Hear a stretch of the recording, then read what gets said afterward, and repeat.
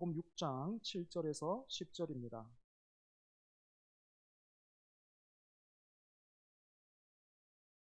마태복음 6장 7절에서 10절 말씀. 살아계신 하나님께서 오늘도 우리에게 말씀하십니다. 믿음으로 사모함으로 잘 받는 우리가 되기 바랍니다. 제가 봉독하겠습니다. 또 기도할 때에 이방인과 같이 중언부언하지 말라. 그들은 말을 많이 하여야 들으실 줄 생각하느니라. 그러므로 그들을 본받지 말라. 구하기 전에 너희에게 있어야 할 것을 하나님 너희 아버지께서 아시느니라. 그러므로 너희는 이렇게 기도하라. 하늘에 계신 우리 아버지여, 이름이 거룩히 여김을 받으시오며 나라가 임하시오며 뜻이 하늘에서 이루어진 것 같이 땅에서도 이루어지이다. 아멘. 이제까지 살아오면서 제일 기억에 남는 하루를 꼽아보라 하면 여러분은 어떤 날이 떠오르십니까?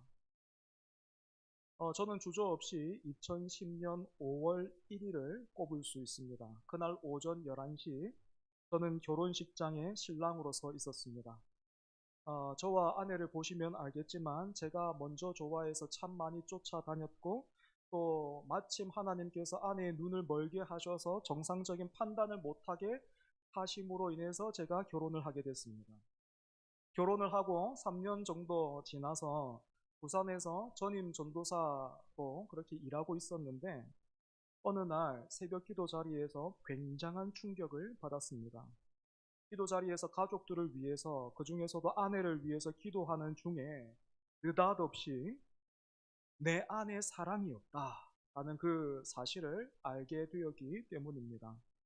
신혼이 지나면 누구나가 그럴 수 있겠고 또 마음이 혹시 식은 것 아닙니까? 아니면 전날에 혹시 다툰 것은 아닙니까? 이렇게 생각하고 물어보실 수도 있겠지만 그런 일은 전혀 없었습니다. 다툰 일도 없었고 저는 여전히 아내를 좋아하고 사랑하고 있었습니다. 그렇기 때문에 갑자기 제 안에 찾아오고 들린 그 외침, 내 안에 사랑이 없다라는 그 외침은 저를 굉장히 당혹스럽게 만들었습니다. 그런데 감사하게도 사랑이 없는 제 실체를 고발했던 그 외침은 계속해서 이렇게 말하는 것 같았어요. 네 안에 사랑이 없으니까 사랑이신 분께 엎드려야 한다. 그래서 그분의 사랑을 먼저 누리고 힘입어서 사랑을 흘려보내는 통로가 되어야 한다. 사실 저는 지금도 남편으로서 또 아빠와 목회자로서 많이 부족합니다. 하지만 제가 오래전에 새벽 기도의 자리에서 내 안에는 사랑이 없다라는 그 사실을 알고 당황했던 그 순간부터 지금까지 제 경험을 통해서 뿐만 아니라 부족하지만 목회의 그 경험들을 통해서 교회 안을 살피면서 또 성경을 통해서 확인한 분명한 사실 하나는 바로 이것입니다. 사랑하는 여러분, 여러분은 진정으로 사랑하고 또 사랑받기를 원하십니까? 올 한해 같은 말, 같은 마음, 같은 뜻으로 온전히 합하라 하신 하나님의 말씀이 참으로 여러분의 가정과 교회에서 꽃 피우기를 원하십니까? 그렇다면 오늘 우리 안에는 사랑이 없다. 오늘 내 안에는 사랑이 없다. 라는 그 사실부터 인정해야만 합니다. 혹시 내 안에 사랑이 없다라는 것을 인정하라는 말이 당황스러우시다면 예, 이해할 수 있습니다. 왜냐하면 저도 그랬다니까요. 아니면 나는 적어도 다른 사람들은 모르겠지만 나는 적어도 내 가족들은 사랑하고 있습니다. 그리고 끝까지 나는 내 가족들을 사랑할 겁니다. 이런 내 안에 사랑이 없다라고 말씀하시면 그건 너무 비약적입니다. 이렇게도 말씀하실 수 있겠습니다. 이 역시도 저는 이해할 수 있습니다. 왜냐하면 결혼 전에 아내와 제가 사귀고 있을 때는 저 역시도 사랑이 저절로 되는 것 같았기 때문에. 하지만 여러분, 한번 들어보세요. 이미 보신 분도 계시겠지만 참사랑은 그 어디에? 라는 책이 있습니다. 그 책에서 저자는 세 종류의 사랑에 대해서 말합니다. 먼저는 만약의 사랑이에요. 영어로 말하자면 if. 만약의 사랑은 말 그대로 어떤 조건이 충족되어야만 받을 수 있고 얻을 수 있는 그런 사랑이에요. 예를 들면 만약에 당신이 이렇게 저렇게 해준다면, 또는 만약에 당신이 나를 먼저 끝까지 사랑해 준다면 나도 당신을 사랑하겠노라, 이렇게 말하는 거예요. 두 번째는 때문에 사랑입니다. because의 사랑이죠. 당신은 예쁘고 잘생겼기 때문에, 또는 매력이 있기 때문에, 아니면 내 가족이기 때문에 사랑하는 겁니다. 이 if와 because, 이 두 종류의 사랑을 놓고 생각해 볼 때에 이 만약의 사랑은 뭔가 계산적이고 또 이기적인 느낌이 강해서, 그래도 사랑받을 만한 이유를 가진 대상을 사랑하겠다라고 말하는 때문에 사랑이 만약의 사랑보다는 더 바람직하진 않는가, 그렇게 생각할 수 있습니다. 하지만 여러분, 이 때문의 사랑과 만약의 사랑이 똑같이 가지고 있는 약점이 있어요. 훨씬 더 나은 조건과 이유를 가진 대상이 나타나면 이 사랑은 변하는 겁니다. 이 사랑은 옮겨지는 거예요. 제가 결혼하기 전에 늘 듣고 집에서 들었던, 저는 형제가 남동생이 하나 있는데 부모님으로부터 들었던 말이, 부모는 자식을 똑같이 사랑한다라는 거예요. 너가 다 귀하다라는 거예요. 여러분, 진짜 그렇습니다. 우리 집에 애 셋 있는데요, 더 예쁜 애 있어요. 사실 그렇죠. 안 사랑하는 건 아닌데 더 사랑스러운 애 있다니.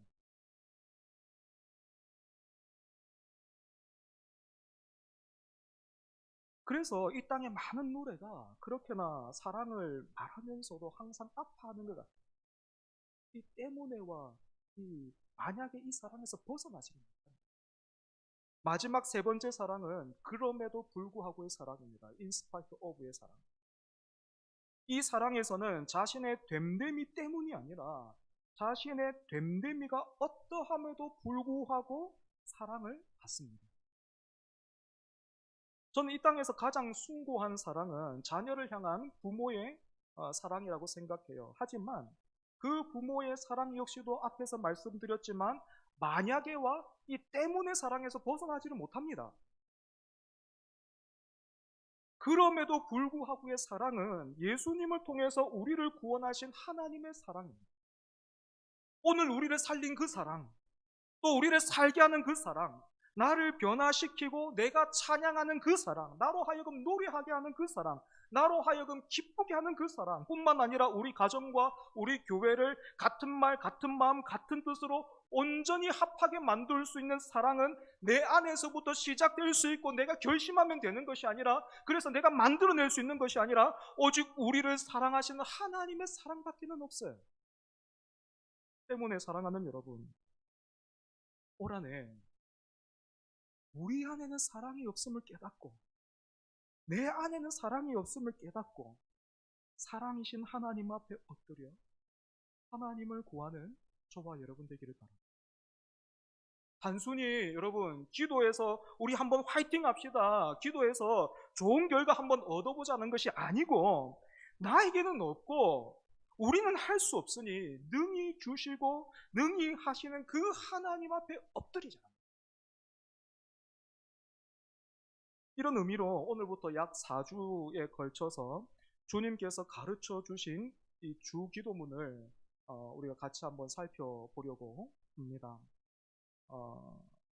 이 주기도문으로 설교는 이미 2023년, 그러니까 작년 5월경에 제가 수요 예배를 통해서 한 적이 있는데, 왜 다시 이렇게 짧은 시간에 반복하게 되냐면, 같은 말, 같은 마음, 같은 뜻으로 온전히 합하라 하신 그 말씀을 여러분들과 함께 나누면서 적용으로 아버지의 이름이 거룩히 여김 받으시고 아버지의 나라가 임하옵시고 아버지의 뜻이 이루어지기를 원합니다, 우리가 이렇게 기도하자고 했는데, 제 안에 드는 생각이, 혹시 우리 중에 익숙하긴 한데, 그 기도의 제목들이 익숙하긴 한데, 그래서 무엇을 어떻게 기도하란 말인가, 어떻게 기도하란 말인가 이렇게 어색해하는 분들이 있을 것 같아서 함께 말씀을 통해서 다시 한번 배우고 점검해 보기를 바랍니다. 먼저 여러분, 기도는요, 기독교만의 전유물이 아니에요. 기독교만 기도하는 게 아니라는 거죠. 모든 고등 종교를 비롯해서 심지어 미신에도 기도가 있습니다. 때문에 사실 우리는 성경을 통해서 배우지 않아도 이미 우리 안에는 기도에 대한 정의와 개념이 자리 잡고 있어요. 여러분, 기도하면 어떤 이미지가 떠오르십니까? 기도하면 어떤 이미지가 떠올라요? 혹시 겟셋만의 동산에 예수님 기도하시는 그 모습 떠오릅니까? 아니요. 저는 그거 떠올라요. 정한수를 떠다 놓고 목욕제기를 한 소복을 입은 여인이 몸가짐을 단정하게 하고 그 보름달 앞에서 정성껏 이렇게 빌고 또 비는 그런 이미지가 먼저 떠올라요. 그러니까 우리는 성경을 통해서 기도를 배우지 않아도 이미 기도는 이런 것이다. 기도는 이렇게 하면 될 것이다 라는 그런 개념이 우리 안에 있다고요. 그런데 문제는 그렇게 우리가 가지고 있는 기도에 대한 이해가 성경과 다르다. 예수님이 제자들에게 기도를 가르쳐 주시면서 잘못된 기도의 본을 먼저 짚으신 것도 바로 그런 이유 때문입니다. 잘못된 기도의 본으로 이방인들이 하는 기도에 대해서 예수님께서 말씀하셨는데 거기에는 두 가지 특징이 있죠. 첫 번째로 중언부언합니다. 이방인들의 기도의 특징인데 첫 번째는 중언부언합니다. 여기에서 중언부언한다라는 이 말은 단순히 같은 말을 뭐 반복한다거나 뭐 했던 말을 또 하고 이렇게 했던 막 이렇게 말을 어지럽게 하는 그런 것은 아닙니다. 그런 의미가 아니에요. 예를 들어서 여러분 기도하다가 보면 우리도 어떤 때는 주여밖에는 안 나올 때가 있잖아요. 아버지밖에는 안 나올 때가 있잖아요. 그죠? 상황이 너무 힘들고 어려워서 말문이 막힐 때 어디서부터 어떻게 무엇을 풀어내야 할지 모를 때 그때 우리는 주님의 이름만을 부르게 됩니다. 그런 경우는요 중언부언이라고 볼 수 없는 거예요. 그렇다면 중언부언이 무엇이겠습니까? 쉽게 말해서 영혼 없이 말하는 거예요. 영혼 없이 말하는 거예요. 영혼 없이 말하는 게 중언부언입니다. 예를 들어 보겠습니다. 어느 날 아내가 미장원에서 머리를 이렇게 만지고 왔습니다. 그래서 한결 나아진 기분으로 제 앞에서 나 어때? 이렇게 물었습니다. 그때 제가 아내에게 눈길도 주지 않고 야 이거 대답 잘해야 된다. 이 가정의 평안을 위해서 대답을 잘해야 된다라는 그 생각에 아내한테는 눈길도 한 번도 주지 않고 상투적이고도 의무적으로 괜찮네 이뻐 이렇게 대답하는 거. 이게 바로 중언부언입니다. 그런 의미에서 우리는 여러분 기도할 때뿐만 아니고 찬양을 하면서도 또 예배를 드리면서도 중언부언할 수 있습니다. 그럼에도 불구하고 내가 한 행위 그 자체에만 만족한다면 일요일 오전 11시에 내가 이 자리에 있었으니까 그것으로만 만족한다면 그것은 이방인들이 드리는 기도나 노래나 제사와 별반 다르지 않다라는 거죠. 두 번째로 주님께서 짚으신 잘못된 기도의 본은 말을 많이 해야 들으시는 줄 생각한다라는 거예요. 이건 다시 말해 지성이면 감천이고 10번 찍으면 안 넘어갈 나무가 없다라는 그런 식의 생각입니다. 또는 지금은 많이 사라졌지만 치킨 쿠폰처럼 그 쿠폰을 많이 모으면 모을수록 더 많은 것을 얻을 수 있다라고 생각하는 거예요. 하지만 주님은 제자들에게 너희는 이들을 본받지 말라 그렇게 말씀하셨습니다. 이유가 무엇입니까? 여러분 8절입니다. 그러므로 그들을 본받지 말라. 구하기 전에 너희에게 있어야 할 것을 하나님 아버지께서 아시느니라. 기도하는 우리는 하나님에게 우리의 상황을 설명한다거나 아니면 내 필요를 위해서 하나님을 설득해야 된다거나 아니면 내 진심을 어필할 필요가 없습니다. 왜냐하면 우리의 기도를 들으시는 하나님은 우리가 구하기도 전에 우리에게 있어야 할 것을 이미 다 아시는 아버지이시기 때문에 그렇습니다. 하지만 사실 바로 이 대목에서 우리는 실망스럽죠. 기도하기도 전에 그렇게 다 아시는 분이시라면 왜 나를 여지껏 이렇게 놓아두실까?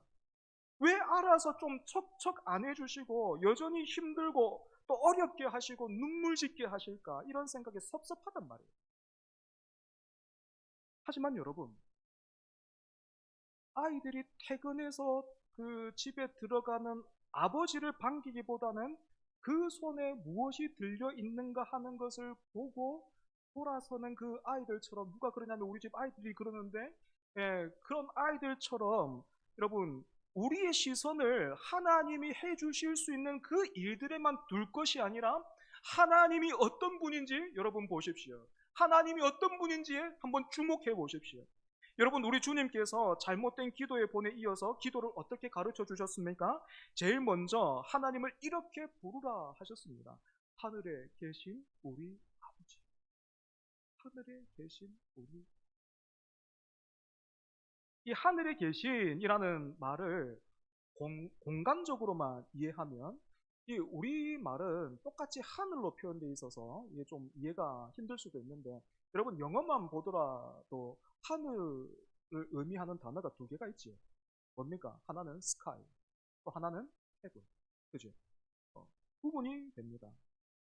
이 하늘에 계시는 말을 공간적으로만 이해하면 뭐 이렇게 돼요. 비행기 타보고 그렇게 높이 올라가도 하나님 어디 계신지 모르겠던데요. 하나님 나라가 어디 있습니까? 이렇게 되는 거예요. 그런데 여러분, 이 말은 공간적인 의미가 아니고, 그래서 이 말을 공간적으로만 이해하면 하늘에 계신 우리 아버지를 고백하면 고백할수록 그 하나님은 어떤 분이 됩니까? 우리로부터 멀리 있는 분. 그죠? 까마득하게 멀리 있는 분. 우리가 닿을 수 없는 분이 되는 거예요. 그죠? 그런데 여러분, 이 말은요, 존재론적인 표현입니다. 그래서 여기는 땅과 하늘이 다른 것처럼 하나님은 우리와는 차원이 다른 초월적인 존재다 하는 그런 뜻입니다. 사람이 만든 건축물이나 스마트폰처럼 과학과 기술을 통해서 이렇게 만든 그것들을 보면 여러분 얼마나 놀랍습니까? 얼마나 신기합니까? 그런데 하나님은 사람과는 다르게 전능하신 분입니다. 전능하신 분.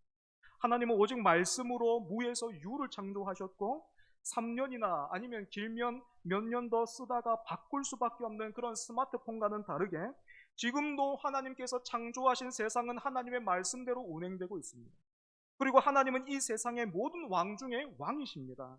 그래서 하늘에 계신 하나님은 이 땅의 군주들도 능히 심판하시지요. 오늘날 미국 정도에 해당하는 그 애굽도, 또한 바벨론도, 로마도 성경은 하나님이 심판하셨다라고 말하고 있습니다. 이렇게나 막강하신 하나님은 또한 전지하십니다. 모든 것을 다 하십니다. 드러난 것뿐만 아니라 드러나지 않은 모든 것도 하나님은 다 아십니다. 여러분, 스스로에 대해서 여러분은 내가 잘 알아 그렇게 생각하십니까? 다른 사람은 몰라도 나는 내가 잘 알아 생각하십니까? 그렇지 않습니다. 우리는 자기 모순을 가지고 있어요. 우리는 내 자신도 모르는 존재란 말이에요. 그런데 하나님의 이 전지하심은, 하나님은 자기 모순이 없는 분이세요. 동시에 하나님은 안 계신 곳이 없는 무소부재하신 분이시기도 합니다. 그래서 하나님은 나에 대해서 내가 허락하고 허용한 만큼만 알고 계시고 또 함께 하시는 것이 아니라 우리의 모든 것을 아시고 심지어 우리가 죄를 짓는 그 현장에서도 하나님은 거기에 계십니다. 때문에 우리는 늘 하나님 앞에서 현행범이에요. 하나님을 속일 수 있는 존재는 그 어디에도 없습니다. 하나님을 피할 수 있는 존재도 그 어디에도 없습니다. 이런 이유로 크리스토퍼 히친스라는 반신론자가 있는데, 반신론자라는 이 말은 그냥 신을 아예 그냥 그 불편하게 생각하고 거부하고 있어서는 안 된다는 그런 생각을 가지고 있는 사람들을 말하는 겁니다. 그래서 이 히친스라는 사람은 이 하나님의 존재에 대한 불편함을 넘어서서 거부감과 불쾌감을 드러내면서 하나님의 존재에 대해서 이렇게 표현했습니다. 내 머리 꼭대기에 CCTV가 설치되어 있는 느낌이라고 그렇게 말했습니다. 하지만 우리 주님은 하나님이 모든 것을 감시하시고 계시는 CCTV가 아니라 어떤 분이라 가르치고 계십니까? 우리 아버지, 우리 아버지라 가르쳐 주셨습니다. 그래서 전지전능하시고 무소부재하신 우리 아버지는 우리가 구하는 것뿐만 아니라 구하지 않는 것도 주시기를 원하십니다. 예를 들면 우리는 문제와 고난을 만나면 당장에 해결받기를 원해요. 문제와 고난을 만나면 얼마나 거기에서 빨리 헤쳐나오는가, 그 터널을 얼마나 빠른 속도로 주파하는가, 그것이 어떤 신앙과 열심과 또 복을 받은 척도라고 생각하는데 여러분 그렇지 않습니다. 하나님은 우리 아버지로서 우리에게 필요한 것이 때로는 문제 해결이 아니라 이 땅에서 믿음으로 살아가는 그 일에는 반드시 인내가 필요하기 때문에 어떤 경우에는 우리에게 인내가 필요하다는 것을 아시고 인내하게 하십니다. 우리를 너무 잘 아시기 때문에 우리의 필요를 너무 잘 아시기 때문에. 두 번째로 생각해 볼 것은 하늘에 계신 다음에 나오는 우리라는 표현입니다. 우리.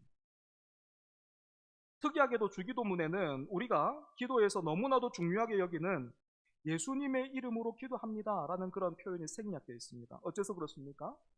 주님께서 가르치신 우리라는 이 말 안에 이미 그 의미가 포함되어 있기 때문에 그래요. 주님은 하나님을 내 아버지라고 하지 않으셨고 우리 아버지라 가르치셨습니다. 여러분, 주님께서 말씀하신 우리 안에는 누가 포함됩니까? 주님께서 말씀하신 이 우리 안에 누가 들어갑니까? 12명의 제자들 뿐만 아니라 예수님이 계시죠. 그죠? 마찬가지로 우리 안에는 오늘 나를 포함해서 우리 가족들 뿐만 아니라 지금 여러분 앞과 뒤 옆에 앉아있는 초전교회 지체들 한 사람 한 사람 있고 거기에 우리 주님이 함께 계십니다. 그렇기 때문에 나는 예수님은 좋지만 교회는 싫다라고 말하는 사람, 그래서 기도의 자리에서 내 가족 말고 내 자신 말고 공동체를 떠올릴 수 없는 그 사람은 불행한 사람입니다. 왜냐하면 그런 사람의 기도와 신앙은 개인의 상황과 형편에만 함몰되어 버리기 때문에 그렇습니다. 구할 것이 그냥 내 안위밖에 없습니다. 그런데 갈수록 이런 분들이 점점 늘어나고 있는 것 같아서 얼마나 안타까운지 모릅니다. 압니다. 얼마나 힘들고 아팠으면 교회를 향해서 싫다라고 말하기까지 할까 너무나도 이해가 됩니다. 모태신앙은 아니지만 그래도 목사까지 되어서 누구보다도 이 조직에 깊숙이 발을 담그고 있는 저 자신이 압니다. 이해는 되지만 주님께서 친히 제자들뿐만 아니라 지금은 교회의 머리가 되심으로써 우리 각자와 주님을 우리로 묶으셨다라는 그 사실을 나와 너 사이에 주님 계십니다. 세 번째는 아버지라는 표현입니다. 주기도문을 원어로 보면 제일 먼저 나오는 단어가 바로 이 아버지라는 단어입니다.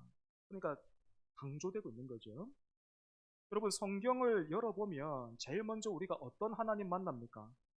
하나님이 어떤 분이십니까? 태초에 하나님이 천지를 창조하십니다. 어떤 분이에요? 창조주 하나님이죠. 하나님이 창조주시라면 오늘 우리는 누굽니까? 어떤 존재입니까? 피조물이에요. 뿐만 아니라 성경에서 하나님을 어떻게 또 가르칩니까? 때로는 하나님을 왕으로, 또 때로는 농부나 목자로, 때로는 남편으로, 또 때로는 친구로 그렇게 하나님이 우리와 풍성한 관계를 맺고 계시는데 그 중에서도 우리 주님은 하늘에 계신 하나님을 우리 아버지라 부르게 하셨습니다. 이것이 무엇을 의미합니까? 하나님이 단순히 어떤 우리를 피조물로서 또는 언제든지 부릴 수 있는 백성으로서 또는 기르시는 양이나 포도나무처럼만 대하시는 것이 아니라 그 무엇보다 자녀로서 우리를 뜨겁게 사랑하시는 분이시다라는 것을 말하고 있는 거예요. 사도 바울은 이런 하나님 아버지의 사랑을 로마서 8장 38절에서 그리고 또 39절에서 환희에 찬 음성으로 이렇게 고백한 적이 있습니다. 우리 로마서 한번 같이 읽어보겠습니다. 화면을 참고해서 함께 읽습니다. 시작.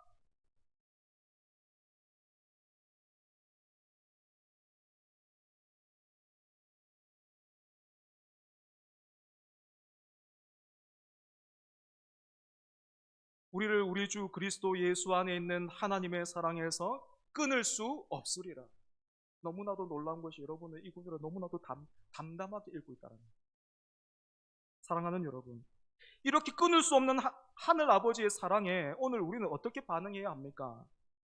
입술로만 또는 의식적으로 하나님을 아버지 이렇게 부르는 것이 아니라 여러분 지금도 이 11시에 그 같은 시간에 우리 주일학교 예배드리고 있잖아요. 초등부, 유치부 예배드리고 있잖아요. 그 자녀들이 부모인 우리를 어떻게 합니까? 우리를 어떻게 대합니까? 모든 것을 의지하죠. 모든 것을 의탁하죠. 그것처럼 오늘 우리 역시도 아버지를 사랑하고 힘을 다해 의지해요. 말씀을 정리하겠습니다. 사랑하는 여러분, 저는 올 한 해 하나님께서 우리 교회와 또 여러분들의 각 가정에 하나님이 일하실 것을 기대하고 있습니다. 우리 교회와 여러분의 가정이 같은 말, 같은 마음, 같은 뜻으로 하나가 되어서 여러분 가정이 천국 되기를 바랍니다. 우리 교회가 천국을 닮은 그런 하나님의 나라, 그런 공동체 되기를 바랍니다. 그러기 위해서 여러분 우리가 해야 할 것, 놓치지 말아야 할 것, 가장 먼저 해야 될 것, 그게 뭡니까? 내 안에는 사랑이 없다는 것을 깨닫는 거예요. 우리 안에는 사랑이 없다는 것을 깨닫는 거예요. 우리는 할 수 없습니다. 그렇기에 사랑이신 그분께 엎드려서 하늘에 계신 우리 아버지께 엎드려야만 합니다. 우리가 같은 말, 같은 마음, 같은 뜻으로 하늘에 계신 우리 아버지를 부르면서 그 아버지께 우리의 모든 것을 의탁할 때에 하나님이 일하실 것입니다. 하나님이 그렇게 우리 가운데 일하실 것입니다. 하나님을 믿으십시오. 목사를 믿지 마십시오. 하나님을 믿으십시오. 말씀을 기억하면서 우리 같이 찬송하겠습니다.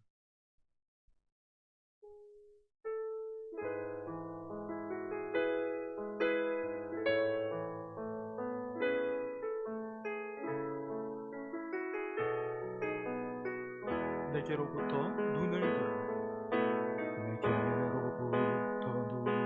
들어 주를 보기 시작할 때 주의 일을 보겠네.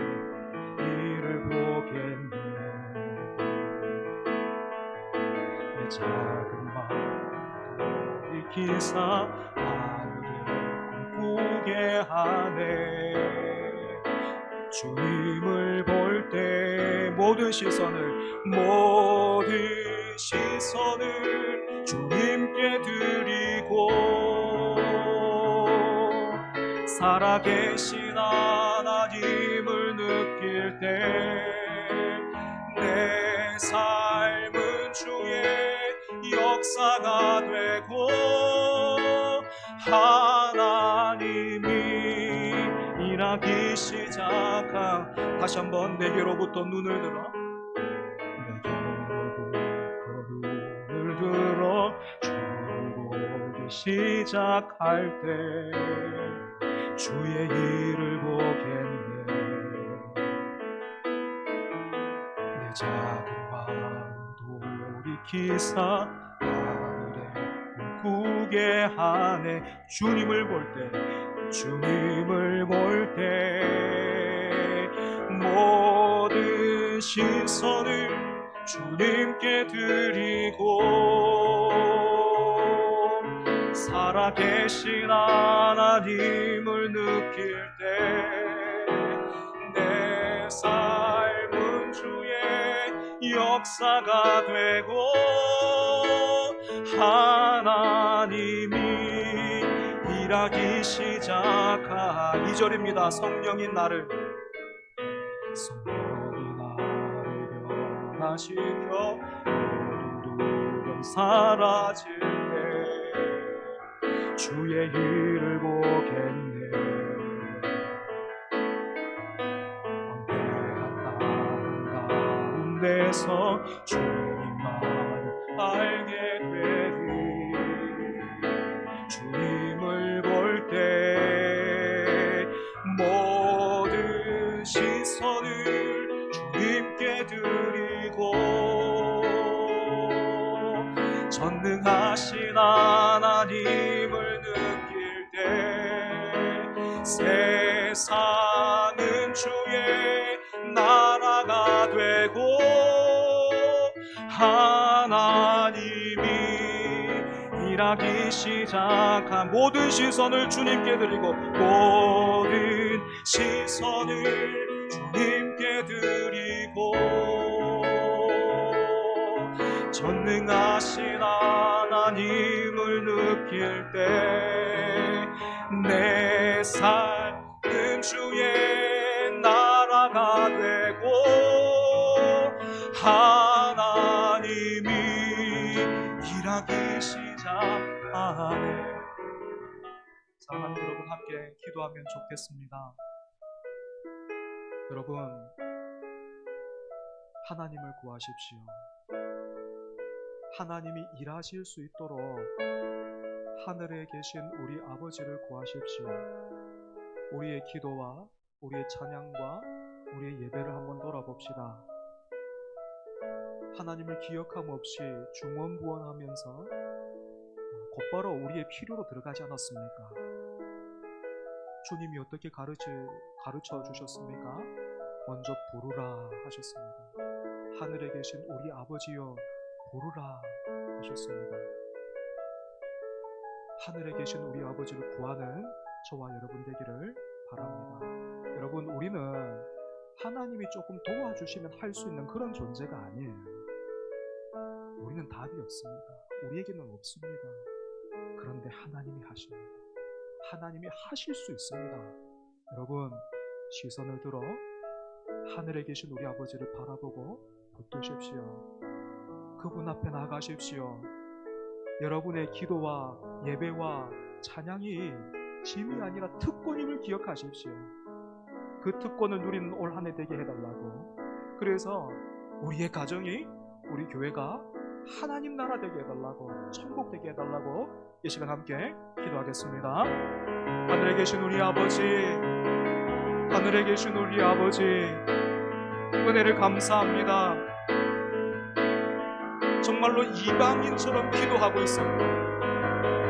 그렇게 기도하면 될 줄 알았고, 그렇게 기도해서 얻고 싶었는데, 그렇게 하염없이 잘못된 길로 가고 있었는데, 하나님이 그런 우리를 쫓아오셨습니다. 하나님이 그런 우리를 붙드셨습니다. 그 아들을 보내셔서 우리에게 가르치셨습니다. 하늘에 계신 우리 아버지요, 하늘에 계신 우리 아버지요, 그렇게 초월적인 그분께서 오늘 우리의 아버지가 되시기를 원하신다. 그러니 아버지라 부르라, 그러니 아버지라 부르라. 십자가의 그 은혜와 사랑에 힘입어서 우리 아버지라 부르라. 그분이 부인하지 않을 것이고, 거부하지 않을 것이고, 거절하지 않을 것이다. 하늘에 계신 우리 아버지여 부르라 말씀하셨습니다. 그런데 하나님, 우리가 이제까지 그 아버지의 이름을 부르면서도 이방인처럼 살았습니다. 이방인처럼 기도했습니다. 이방인처럼 중언부언했습니다. 이방인처럼 말을 많이 해야 하나님이 들으시는 줄로 생각했습니다. 오 아버지 하나님, 우리를 용서하여 주시옵소서. 올 한 해 같은 말, 같은 마음, 같은 뜻으로 하늘에 계신 우리 아버지께 우리의 시선을 드리고 우리의 모든 것을 다해 그 아버지를 의지하기를 원합니다. 그래서 하나님, 기도의 자리가, 예배의 자리가, 찬송하는 일이, 말씀을 살피는 그 일이 의무와 책임으로서 무거운 일만이 아니라 특권임을 기억하고 우리가 기쁨과 감사함으로 하나님을 예배하게 하여 주시옵소서. 그렇게 같은 말, 같은 마음, 같은 뜻으로 온전히 합하여서 우리 성도들의 각 가정이 천국 되게 하여 주시고 주의 몸된 교회가 하나님 나라 되게 하여 주시옵소서. 하나님이 이루실 것을 기대합니다. 하나님이 하실 것이, 하나님의 일하심을 보게 하여 주시옵소서.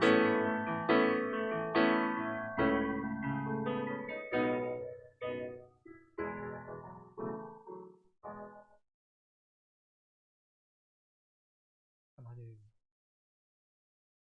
우리가 이방인처럼 그렇게 기도하고 있었습니다. 귀하신 이름, 그 은혜와 사랑, 성경을 펴면 그 사랑과 은혜밖에는 보이지 않음에도 불구하고 우리는 계속해서 공식과 법칙과 철학만을 따라 살았습니다. 이방인처럼 중언부언했고 말을 많이 하면 들으실 줄로 알았습니다. 10번 찍어 안 넘어가는 나무가 없을 것이고 지성이면 감천이라 생각했습니다. 그런 어리석은 우리를 오늘 또다시 예배의 자리로 부르시고 친히 말씀을 통하여 하늘에 계신 우리 아버지라 부르라. 너희 안에는 사랑이 없으니 너희가 할 수 없어서 내가 왔으니 나를 통하여 하늘에 계신 우리 아버지를 부르라. 그 앞에 엎드리라 하시니 하나님 감사합니다. 우리의 시선을 하나님께 고정합니다. 우리 자녀들이 부모를 의지하고 의탁하는 것처럼 올 한해 같은 말, 같은 마음, 같은 뜻으로 우리가 하나님 아버지를 구하기를 원합니다.